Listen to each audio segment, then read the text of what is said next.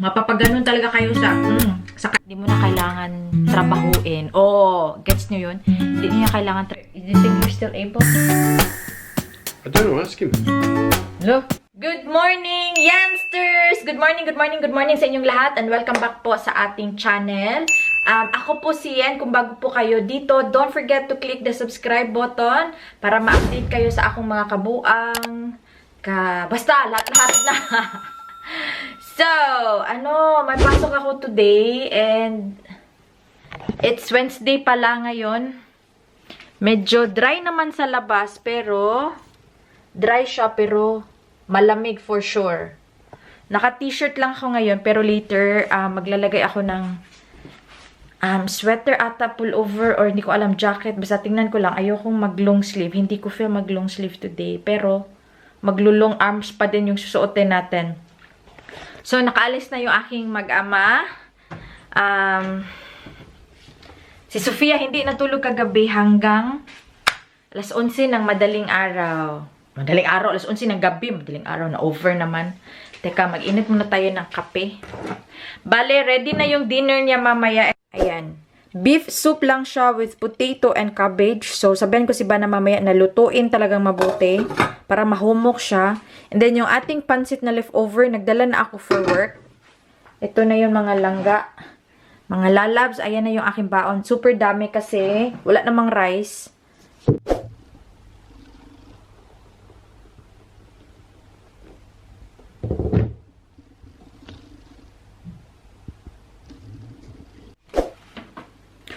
So, eto na yung breakfast lunch natin. Ayan, kain tayo mga lalabs.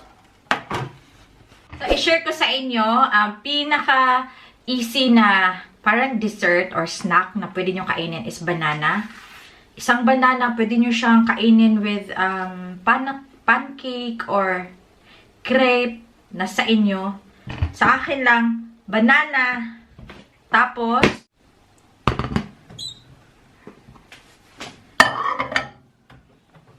siguro at least 2 minutes. Talagang warm na warm mga lala. Super sarap niya pag lalong mainit. Talagang ano ba yung tawag nun sa Bisaya? Yung mapaslot ba yung dinidyo ka na yung ngala-ngala, mapaslot yung natungod sa kainit. So, yan yung ginagawa ko dati nung nagbabaon ako ng crepe, tsaka lilagyan ko pa ng Nutella, tapos banana sa loob. Ngayon, hindi ko na siya ginagawa kasi yung crepe nakakataba din. So, in-stop ko siya. Yung ginagawa ko na lang is banana. So, kung hindi boring yung banana nyo, ganituhin nyo. So, ngayon, nag-iingay na siya, meaning mainit na.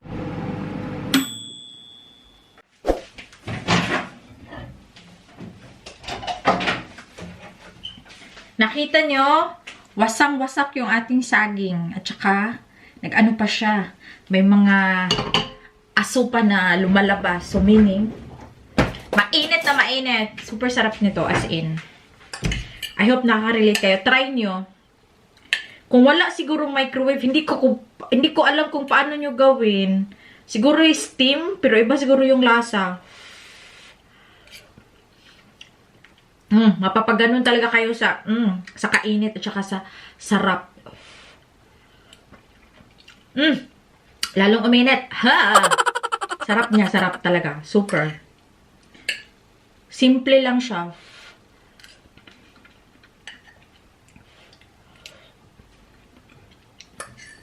Yung sa labas niya, medyo hindi pa talaga siyang mainit. Pero dun sa loob niya, talagang latang-lata siya dahil sobrang init sa loob.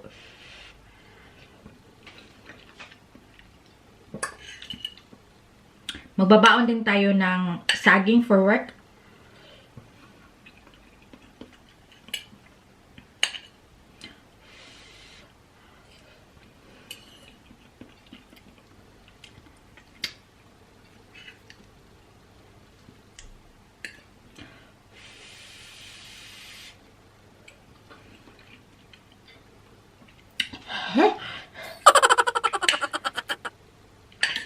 Dito, init dito. Pero, nasarapan ako. Ewan ko lang sa inyo.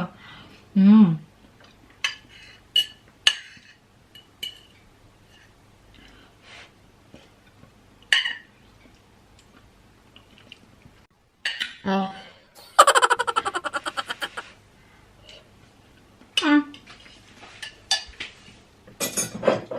So, ito na yung baon natin.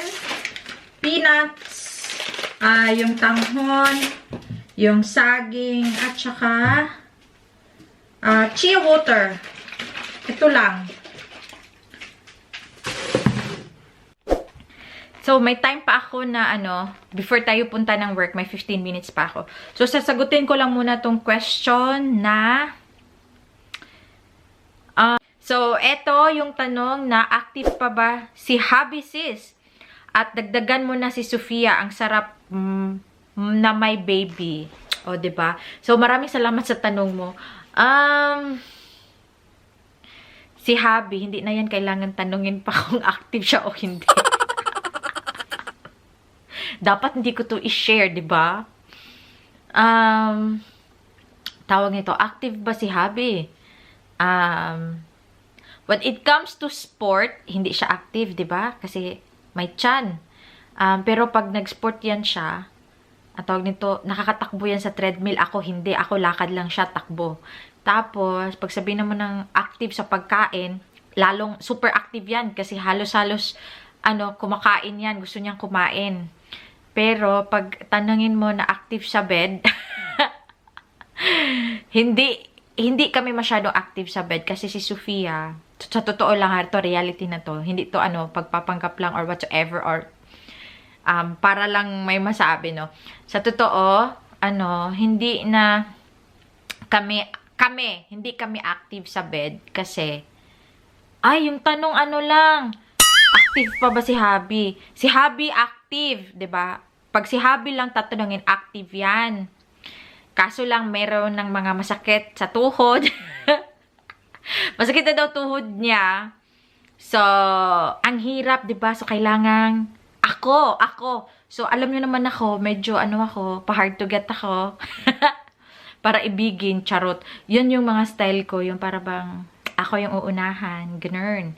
So, pero si Hubby, yan siya, totoo lang. Sabihin mong active yan. Wow. Hindi mo na kailangan trabahuin. Gets nyo yun? Hindi niya kailangan trabahuin kasi kusa na siyang tatayo. Kusa na siya sa sarili niya, hindi mo na kailangan ng marami pang mga roleplay, mag-actress dyan, hindi na talaga. Pero kung gusto mo naman ng roleplay, yun, pwede. Yan siya, tawag nito. Musukol yan siya, musukol pag roleplay. Pero minsan, diba, we've been together for 12 years. Minsan din naman, minsan din, kailangan din natin yan yung super aggressive yung dating, super sexy yung dating. Meron din tayong mga times na ganyan. Pero, basta kung active lang, active talaga yan siya. Basta, alam nyo na, active siya, hindi na kailangan trabahuin, wala nang roleplay. Pag nakita niya lang ako, pag nakita niya lang yung akin, okay na siya, 'di ba? Parang tatayo na lahat ng balahibo niya pag nakita niya ako. So, parang mga ganun, active siya. Ako lang yung hindi. Sa totoo lang, ako lang yung hindi. Kasi, sumasakit yung katawan ko after. Talagang, hindi ko siya bet na bet. Kailangan kong bet, kung gagawin ko siya, kailangan kong matulog after, or humiga, or mag-rest muna, magdadrama ako na masakit yung likod ko, ganun-ganun. Pero pag siba na talaga, walang problema. As in, wala akong masabi. Before at saka hanggang ngayon, ako lang yung palaging madaming reason na, ay, nakakapagod, wala akong time, ayokong mabuntis, ganun, may mga chika na ganun, ayokong mabuntis. Pero alam nyo, si Sofia kasi is parang miracle baby eh. So, sabi namin, pag talagang ginawa namin siguro, kung mabuntis man is mabuntis. Alam ko, masarap magkaroon ng baby. Sofia nga, lumalaki na, 'di ba? So, namimiss ko na yung karga-karga ko siya, tapos yung nakahiga lang siya sa akin, na hindi siya nagno-no palagi, hindi siya nagsukol sa ako. Pero mahirap kasi pagdagdagan pa namin. Pero wala kami, hindi kami nagkontrol. And, kung may darating man lang, kung may darating na isa, walang problema sa amin. Pero, wala kami sa plano na talagang working on na magkaroon ng kapatid si Sofia. Kasi, ang hirap. Ngayon, ang hirap talaga sa work pa lang pag nagkasakit. Paano na lang. So, madaming changes at saka, na dapat dapat isipin namin. Pero pag dumating siya, walang problema. Priority yung baby. For example, kung mabuntis man tayo. So, ang dami ko namang sinabi kasi parang exciting, 'di ba? Pero mamaya sana hindi ko makalimutan, i-try kong tanungin si Bana. Tanungin natin kasi ako lang 'di ba nagsasat. So kailangan tanungin ko din siya kung active ba siya, sino bang mas active sa aming dalawa. So abangan niyo yan mamaya mga lalabs kasi papasok muna ako. Okay? See you.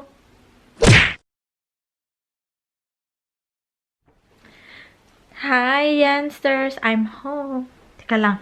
Tapos tatabisan ako kay Dada kaso lang galing to nalipang. Ah, I don't stink. Say hi, Dada. You don't stink? I don't. The fresh air does. Yeah. Yeah. Dagway o dagway. Kiwi. Gi? Magagawa, laging natutulala, tuwing lumalapit ka. Yeah. Hey, Dada. I have a question. No. Are you still active? How's our sex life? Doesn't happen. What do you mean? But are you still active? Are you still able? I don't know. I've never tried. You want to try? Oh, that's the answer. The good answer, yeah. Hmm? That would be the good answer. I don't know. You want to try? Try daw namin bago. We have to try it before we answer the question. But I can't. She's on Red Week this week. Sad. Mind you, got vacation coming up soon. Oh my God, we can do overtime. We cannot go anywhere. We're not going anywhere anyway. We're locked down. Yeah, I'm not going anywhere anyway. OMG. Okay, overtime. Overtime. Overtime na. But do you think you're still able? I don't know. Ask him. No? Magagawa, laging natutulala, tuwing lumalapit. Wait, answer honestly. That's an answer we won't know until the next week. You need to answer now. Excited? We're going to have a date, Dada. Going to have a date. Which one? What? Which one? Well, 22nd you're away. 23rd you're away. Yeah. After. Yeah. I'm Saturday and Sunday the little one's home. Oh, minus. Yeah. So Let's see that's na the lang. week after. Okay. Now, get out of my way.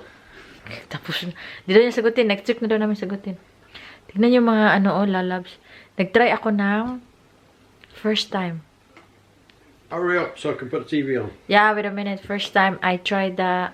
What was that? Vaseline ba? Only Vaseline lang after I washed my face. Vaseline lang. Ganun, medyo malagkit siya pero it's okay. Parang nag-fine siya. Try natin because nabasa ko to somewhere in the internet. Basta meron ako nakita gumamit nito. Nilive niyan overnight. Maganda daw. So, gamitin natin siya every night as a cream para moisturizer. Yeah. Okay. Yun lang. So, it answers the question. Si Sophia is already asleep. So, Sophia is okay. But she's padded up. Huh? But she's padded up. We're talking about Sophia padded up ka dyan. I'm talking about you. We're talking about Sophia. Sophia's fast asleep. Yeah, Sophia's asleep already. Dada put her to sleep again. Yeah, so today Dada magic. Dada magic. Yeah, yesterday also Dada magic last night. Always Dada. Daddy's little girl. Okay? Let's say bye-bye na. Don't forget to subscribe Say and click the button. thank you for watching. No, I'll let you do that. Thank you for watching. Come again Come again. to watch the videos. Okay. Okay, bye!